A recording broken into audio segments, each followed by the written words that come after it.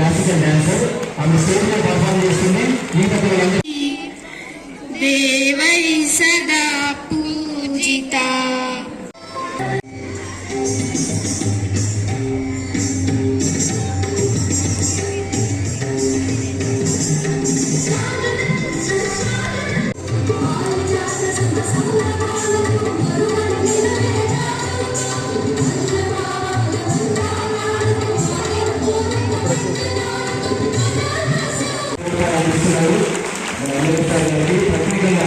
స్వామిలు జరుపుకున్నటువంటి అందరికి కూడా పేరు పేరున నమస్కారాలు. యాక్చువల్గా చాలా టైం స్పెండ్ చేయాలని ఉండే ఇక్కడ, కానీ మేము కొంచెం హెక్టిక్గా ఉండి ఒక 10 ప్రోగ్రాంలు ఉన్నాయి.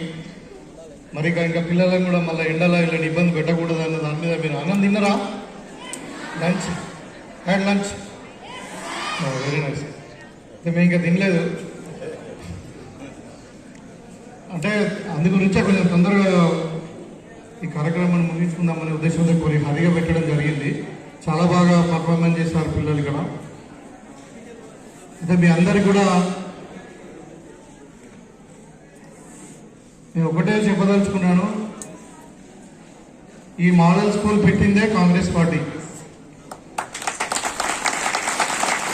అంటే సింగిల్ స్కూల్ టీచర్స్ కానుండి, తాండలో ఉన్న సింగిల్ స్కూల్లో కానుండి, జిల్లా పరిషత్ స్కూల్ కానివ్వండి, హై స్కూల్స్ కానివ్వండి, మరి మోడల్ స్కూల్స్ ఇవాళ తర్వాత కస్తూర్బా గాంధీ గారి ఆ స్కూల్ అయినా కానీ, మరి ఇవన్నీ కూడా స్టార్ట్ చేసింది మన దగ్గర. తెలంగాణ యూనివర్సిటీ కానీ, ఇక్కడ మెడికల్ కాలేజ్ కానీ, బాసాలో IIIT కానీ, అంటే ఏదైనా విద్యాపరంగా చేసిండ్రు అంటే అది కాంగ్రెస్ పార్టీ చేసింది.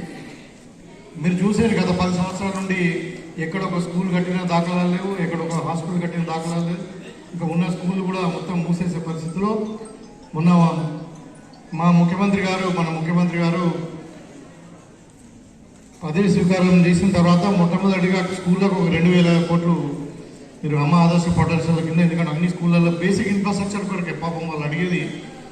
బేసిక్ ఇన్ఫ్రాస్ట్రక్చర్ అంటే వాటరు, అంటే డ్రైనేజ్, తర్వాత ఈ శానిటేషను, బాత్రూమ్స్ కానీ ఇవన్నీ, ఎలక్ట్రిసిటీ, తర్వాత కూర్చోడానికి అంటే ఇప్పుడు అక్కడ మన ఫ్యాన్లు కానీ టేబుల్ కానీ ఇవే అడిగిన పాపం. ఇవన్నీ కూడా 10 సంవత్సరాల నుండి నెగ్లెక్ట్ చేసిందని చెప్పి ఇవాళ అమ్మ ఆదర్శ పాఠశాలల కింద దగ్గర 2,000 కోట్లు పెట్టి మన రాష్ట్రంలో ఉన్నటువంటి 26,000 స్కూళ్ళన్నీ కూడా అంత ఇంత కొంచెం రిపేర్ జరుగుతూ ఉంది. అయితే ఈ డిస్ప్లే మోడల్ స్కూల్లో యాక్చువల్లీ మనము అంటే నాకు నిజంగా ఇంత స్ట్రెంత్ ఇంత ఉంటుందని అంటే ఆ మూమెంట్లో నాకు తెలియదు. లేకుంటే ఇంకా కొంచెం ఎక్కువ ఫండ్ ఇచ్చేవాళ్ళం, మీకు భవిష్యత్తు అవసరం ఉంటే కూడా ఇంకా ఇస్తాము. మాకు కావాల్సిందే ఇక్కడ ఉన్న పిల్లలందరూ కూడా పాపము అంటే మా సామాన్య మధ్యతరగతి పేద కుటుంబాల నుండి వచ్చిన వాళ్ళు కాబట్టి వీళ్ళందరికీ కూడా మంచి విద్యను అందించాలనేది ప్రభుత్వం లక్ష్యం. కాబట్టి మరి వీరందరూ కూడా బాగా చదువుకొని, అంటే ఈ కాలేజ్కే పేరు తేవడం కాకుండా మనం ఉన్నటువంటి గ్రామాలకు మరి జిల్లా కూడా పేరు తెచ్చేటట్టు మీరు అందరూ కూడా పిల్లలందరూ కూడా బాగా చదువుకోవాలా. ఇవాళ ఆల్రెడీ యూనిఫామ్స్ వచ్చినాయి, మరి ఆల్రెడీ ఈ స్కూల్ బుక్స్ కూడా వచ్చినాయి. ఇప్పుడు టీచర్స్ కూడా చాలామంది ఇంట్లో కూడా ప్రమోషన్స్ వచ్చినాయి కదా అందరు లేదు. సరే ఇంకా అంటే వీళ్ళ సమస్యలు కూడా ఉన్నాయి.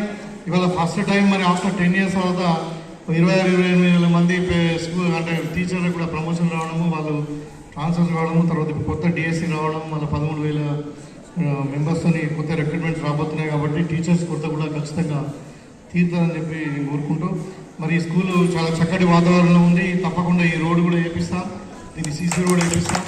మరి నర్సయ్య గారు ఇక్కడ ఒక లైట్ పెట్టిస్తూ ఉన్నాడు. ఇంకా మీకు తగ్గబడితే ఇంకొక 5 లక్షలు కూడా ఇస్తాం.